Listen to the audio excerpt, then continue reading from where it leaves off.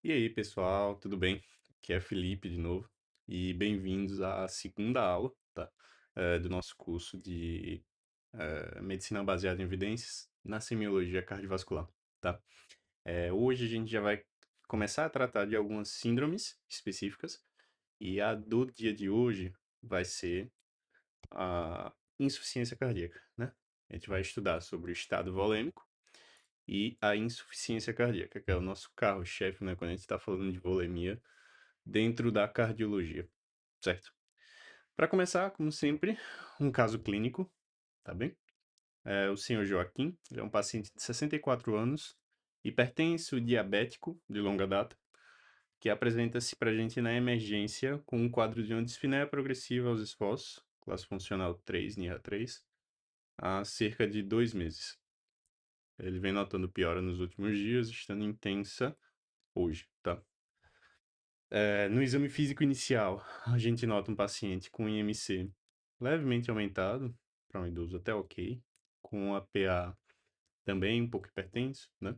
160/90, que apresenta já em inspeção uma distensão venosa jugular bilateral, uma ausculta pulmonar audível, né? Com murmúrio vesicular audível, mas reduzido, com estertores finos em bases. Já uma informação para a gente. Fica atento. E a ausculta cardíaca rítmica com sem sopros, mas com uma B3 audível, tá? B3 audível, isso já é informação extremamente relevante, tá, pessoal? E o exame físico do abdômen plano, com hepatomegalia de 2 centímetros, hepatomegalia, e refluxo hepatojugular. Além disso, um edema de membros inferiores, aqui um de 4 cruzes, colocar como simétrico, tá? E vamos lá. Pensando nesse paciente, diferente do caso clínico que a gente teve na aula anterior, quais seriam as principais hipóteses diagnósticas para ele, né? Logo de cara, a gente já vê que ela é uma dispneia que, ok, sindromicamente, a gente sempre vai pensar nas duas causas principais, que são coração e pulmão, mas que o pulmão aqui já fica muito, muito atrás. Lembrando, né, essa é a alma do curso, a gente está falando sempre aqui sobre probabilidades. Então, eu poderia ter um paciente com esse mesmo quadro clínico e que fosse uma descompensação de uma patologia pulmonar, até poderia, mas aqui, com todos esses achados, agora a probabilidade de ser de causa pulmonar é muito, muito baixa, tá? Então a gente já vai pensar em causa cardíaca. E aí, qual seria a principal etiologia, a causa etiológica, que sindromicamente, né, falando, é insuficiência cardíaca, né? E por que que a gente pensaria nisso? Vamos lá. É um paciente que tem fatores de risco, ele é um paciente idoso, é um paciente hipertenso, diabético, vamos considerar aqui como sendo de longa data, tá? Que vem com um quadro de dispneia progressiva, e que já demonstra alguns sinais muito claros para a gente pensar em insuficiência cardíaca, certo? Mesmo que vocês não. Aqui a gente ainda vai falar sobre os números, né? E o quanto aumenta, voltando lá para a razão de verossimilhança, e todas aquelas estatísticas que a gente trabalha, mas a gente já tem alguns sintomas que são característicos, tá? Eu quero discutir todos eles, né, na verdade, com vocês. A começar pela ectoscopia. Eu tenho um paciente que tem uma distensão venosa jugular bilateral, tá? Então, essa distensão da jugular é um achado que é extremamente característico para insuficiência cardíaca. Pelo menos assim a gente aprende, né? A gente vai ver se sim ou não. Mas que pode aumentar sobremaneira a probabilidade de diagnóstico de insuficiência cardíaca. A gente vai ver sobre isso. Uma ausculta pulmonar que tem estertores finos, a gente também vai ver se esse é um achado de grande relevância ou não. Uma B3, uma hepatomegalia e um refluxo hepatojugular. Todos sinais claros da semiologia que a gente aprende, né? E o edema também de membros inferiores, certo? Para a gente basear essas discussões, era uma coisa que eu já deveria ter comentado na última aula, a gente vai utilizar esses dois livros, tá? Eu vou utilizar esses dois livros com vocês durante todo o curso, que são esse livro do Jama, tá? Aí à esquerda, e esse outro livro do Stephen McGee, tá? São dois livros que trabalham bem essa, essa ideia de um exame físico baseado em evidência, baseado em estudos observacionais, estudos de meta-análise, estudos que quantificaram o quanto aquele achado, aquele exame, aquele sinal semiológico já descrito de muitos e muitos anos é realmente relevante na prática, né? Começa pelo edema, tá? Aqui eu trouxe duas fotos para vocês de edemas clássicos, né? Aqui trazendo um edema inelástico, em que a gente tem um cacifo positivo, né? E aqui uma outra foto mostrando para vocês que a gente tem um edema assimétrico, né? Então temos um membro normal e um membro alterado, né?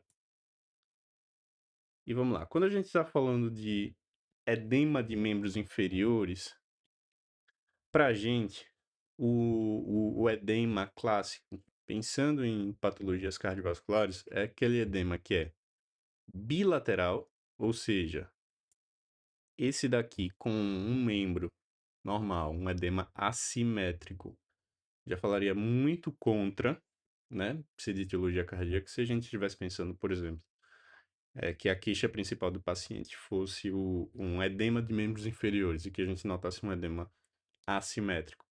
Isso já faria com que a gente pensasse muito mais em outras causas do que na cardíaca, tá? Então é um edema bilateral, é um edema simétrico, né? Pode ter uma leve assimetria, inelástico, né? E mole.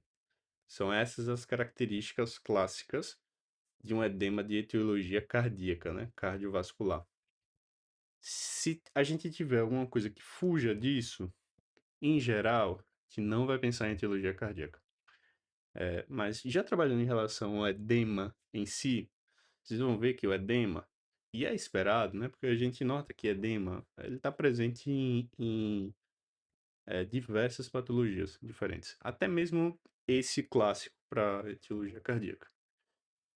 Ele vai ter uma especificidade baixa. E ele tem uma sensibilidade moderada para baixo também, tá? E em geral, a gente vai notar, né, e por isso a sensibilidade não tão alta, que ele vai acontecer naqueles pacientes que já têm uma insuficiência cardíaca um pouquinho mais avançada. Se ele tem sensibilidade e especificidades baixas, a gente já imagina que as razões de verossimilhança dele seja positiva ou negativa também são baixas. Isso varia um pouquinho de estudo, né? Mas o likelihood ratio para o edema na insuficiência cardíaca, para o diagnóstico de insuficiência cardíaca, apesar de ser um sinal muito estudado, a gente vê bastante, a gente leva isso muito em consideração, tem uma razão de verossimilhança baixa, né? Ali em torno de 1 a 2, a depender do estudo. E o negativo também não é uma razão de verossimilhança muito relevante, em torno de 0,8.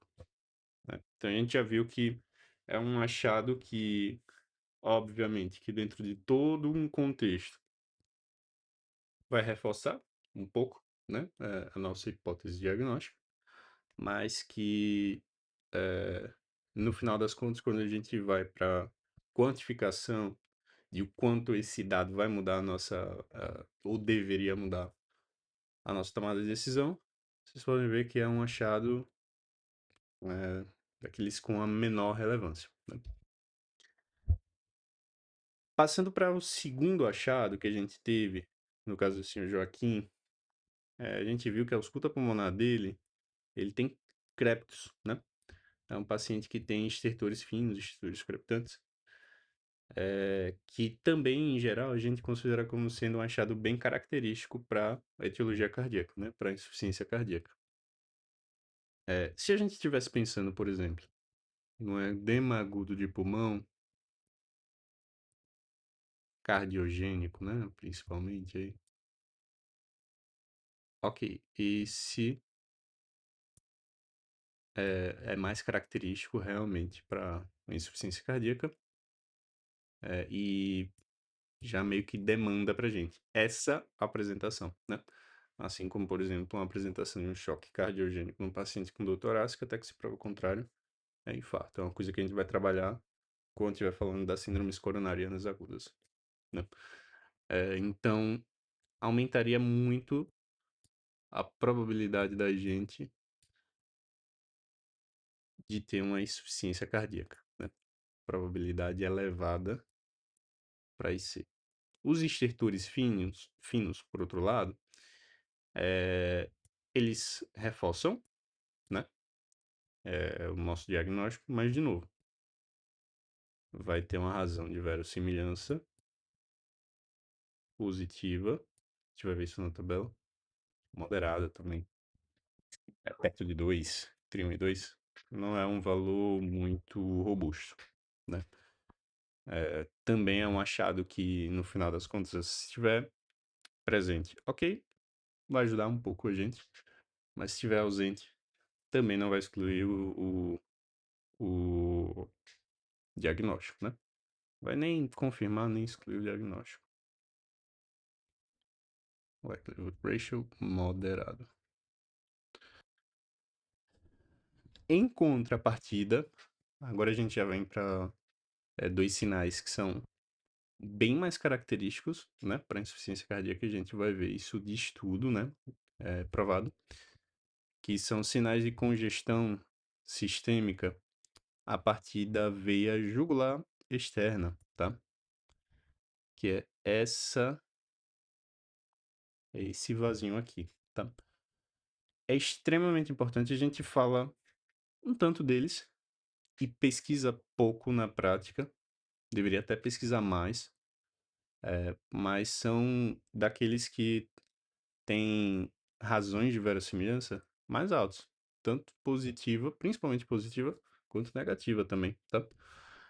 O primeiro deles sendo a estase mesmo, a distensão em repouso, que é aquele sinal semiológico que a gente coloca o paciente em 45 graus, coloca ele em decúbito dorsal a 45 graus e observa se tem presente ou não essa distensão. E pode quantificar, inclusive, né? E o reflexo hepatojugular, vocês também podem ver, às vezes, como reflexo abdômino-jugular, tá? Principalmente na literatura estrangeira, que mostra essa distensão somente a uma manobra, que seria da compressão do fígado. Esses daqui, agora sim, a gente já tem razões de verossimilhança bem interessantes. Em geral, a gente vai notar acima de 3 a 4, dependendo do estudo, que fazem com que nossa probabilidade, né, de diagnóstico aumente bastante. E vocês podem me perguntar, Felipe, mas aqui eu estou falando de congestão sistêmica. Por que que eu não posso pensar, então, num edema de membros inferiores? E por que que o edema de membros inferiores não é tão relevante quanto o refluxo, desculpe, hepatojugular ou essa distensão venosa jugular? Principalmente por uma coisa que é a especificidade. O edema de membros inferiores ele vai acontecer em diversas outras causas, e principalmente vasculares, né? Aquelas insuficiências venosas periféricas, simplesmente estase. O fato de você ficar sentado o dia todo, por exemplo, pode te dar edema de membros inferiores, mas ele não vai te dar uma distensão venosa jugular. Isso é patológico, tá?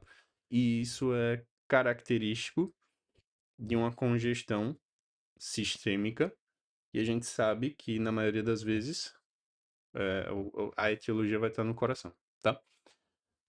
É, bom, enfim, esse daqui já acaba sendo o sinal semiológico mais importante pra gente no diagnóstico da insuficiência cardíaca, tá? E um outro também, carro-chefe, que aí tem estudos com razão de verossimilhança, colocando a ausculta cardíaca, especialmente esse sinal, que é a B3, com uma razão de verossimilhança de 10 ou mais, né? A gente observa, em geral, nos estudos, uma média de uma razão de verossimilhança positiva de 5 a 10. Vejam, a gente conversou na primeira aula, né, sobre esses valores e a gente viu que um valor de razão de verossimilhança de 10 faz já as probabilidades aumentarem muito. E aqui a gente tem um achado semiológico extremamente importante para isso, que faz com que a nossa hipótese diagnóstica cresça bastante. É patognomônico? E era uma coisa que eu queria conversar com vocês? Não, não é. Se fosse, essa razão de verossimilhança seria infinita, né? Seria 10 mil, 50 mil, infinito, né? Tendendo ao infinito. E não é, né? A gente nota isso, até em estados fisiológicos. Alguns pacientes, principalmente aí atletas de alto rendimento, podem ter uma complacência ventricular, né? Um pouquinho menor, e aí faz com que o achado da B3 seja encontrado nesses pacientes, né? Só lembrando que a B3, ela é um som que a gente tem quando na fase rápida do enchimento ventricular, na diástole, o sangue bate contra a parede do ventrículo e gera esse som pra gente. Então, a gente nota aqui no B1, no B2 e logo após a B2, a B3. A B3 é um ruído cardíaco precoce na diástole, tá? Algo diferente disso, a gente não pensaria muito em B3, tá? E para ilustrar, mostrar para vocês o ruído, né? Aqui vocês estão observando a ausculta normal, estão ouvindo a ausculta normal, e essa é a ausculta da B3. Notem que é realmente como a gente observa no gráfico. A gente tem um som inicial e dois rápidos depois, que é um galope. A gente chama isso de um galope do B3, né? Às vezes a gente vai ver na literatura, principalmente americana, como Kentucky, que é o, o, a pronúncia da palavra, né? Faz com que lembre do galope da B3. E aqui é uma tabelinha resumindo esses achados para vocês que eu trouxe do JAMA, tá? Aquele mesmo livro que eu trouxe lá no início da aula, a gente tem um site em que tem atualizações dele, para quem tem acesso ao JAMA e pela universidade. A gente consegue acessar a partir da rede da universidade, que tenha de atualizado, eu acho que esse é de 2015, né? Vou deixar o link para vocês aqui na descrição também desse artigo. É o artigo que fala em relação a quais são os achados mais importantes para a insuficiência cardíaca, né? E será que esse paciente que eu estou atendendo com dispneia tem insuficiência cardíaca? Esse é o título do artigo. E aqui a gente observa basicamente o que a gente já estava conversando de antes, tá? Agora, uma coisa que é bem interessante, que eu não conversei com vocês, é em relação ao julgamento clínico. E isso aqui a gente está falando, principalmente, né? Daqueles especialistas, normalmente aquele cara, cabelo branco do hospital, que quando a gente tem dúvida vai perguntar. Vejam só, a razão de verossimilhança, simplesmente pelo julgamento clínico inicial desse cara experiente que já viu diversos pacientes com insuficiência cardíaca, é de 4,4. Isso é absurdo. Tem alguns achados que a gente tem na medicina que a gente considera como sendo super importantes, que não chegam a uma razão de verossimilhança tão alta. Então, quando seu professor, o nosso professor, falar: "Cara, eu acho que vocês deveriam pensar em tal doença, em tal etiologia", confie, porque até de artigo a gente tem isso, como sendo relevante, né. E daí? Entre todos os achados, os que a gente tem de maior relevância para pensar em insuficiência cardíaca no dispneia são o histórico já de IC, né? Que aí vai ter uma razão de verossimilhança de 5,8. Claro, um dos maiores fatores de risco dentro da medicina para que alguma coisa dê errado é já ter dado errado antes, né? Lembrem disso. Então, vai ser um dos mais altos, que é para se esperar isso mesmo. Mas aqui notem, né, que achados como, por exemplo, dispneia paroxística noturna, N- obviamente, aumenta a chance do diagnóstico de ser. E quando a gente vai lá para os critérios de Framingham, é um dos critérios maiores. Mas observem que a razão de verossimilhança dele não é nem das mais altas, é 2,6. Então, assim, é um sintoma claramente relevante. A gente tem que pensar em ser quando o paciente traz isso para a gente. Mas não é um achado patognomônico, tá?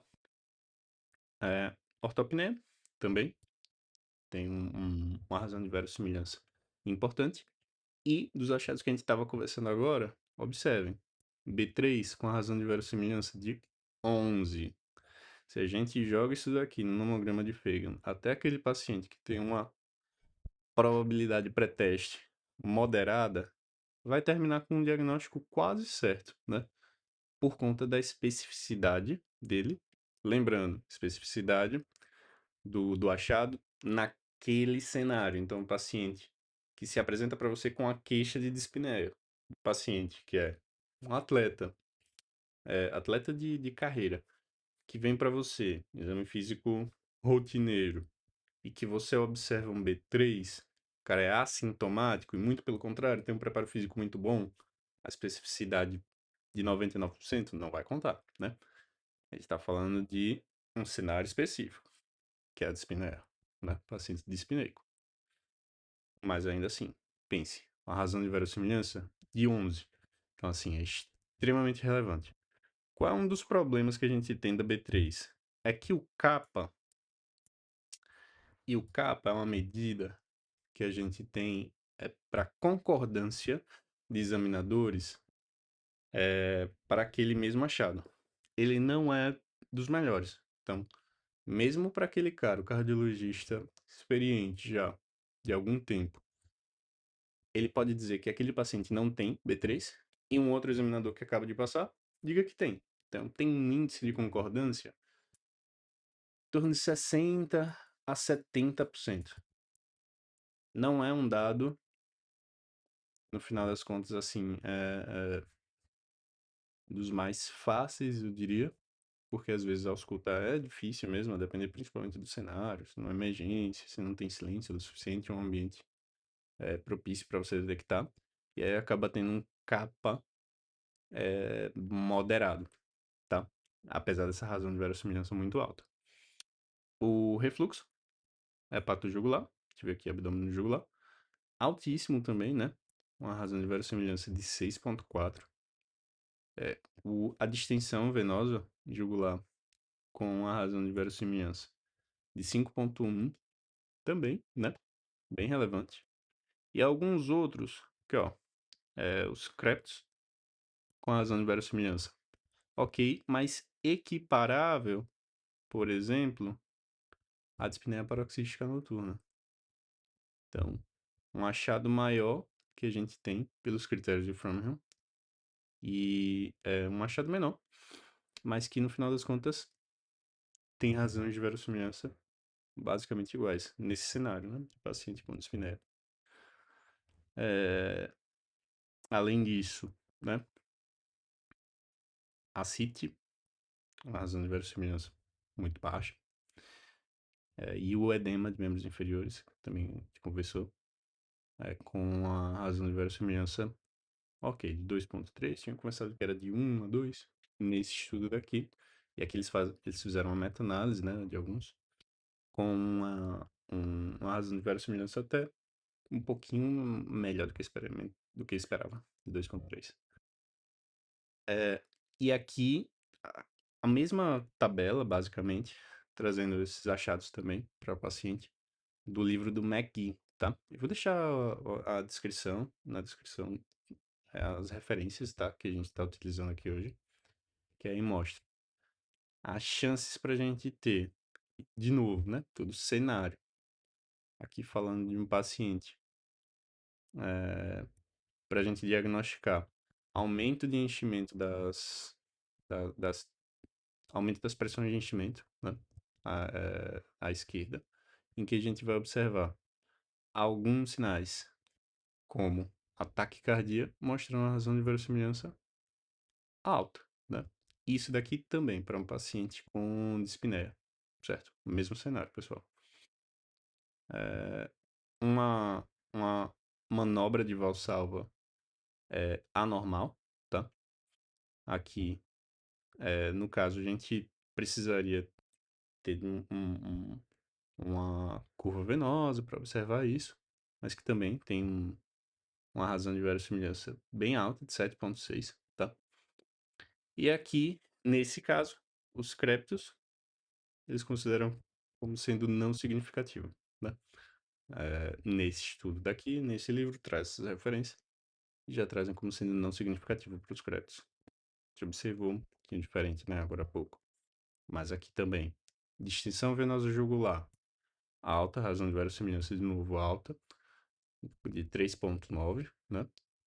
E aqui, o refluxo abdômeno-jugular acabou sendo o mais importante, né? Aqui dentre essas referências do que foi estudado e trazido no livro.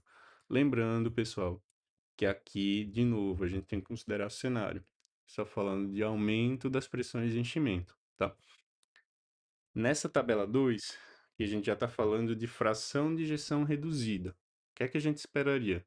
Mais uma vez, uma resposta numa manobra de valsalva normal, como tendo uma razão de verossimilhança de 7,6, isso é bem alto, né?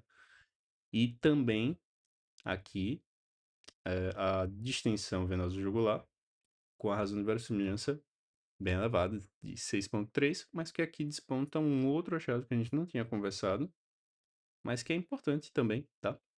Falando da palpação cardíaca, que é o impulso lateralizado, né, da linha hemiclavicular. É bem importante, para falar a verdade, né? De 10,3. Ok? Bom, pessoal, hoje, basicamente, do que a gente estava querendo falar sobre a insuficiência cardíaca é isso. Esse vídeo vai ficar por aqui, tá bem?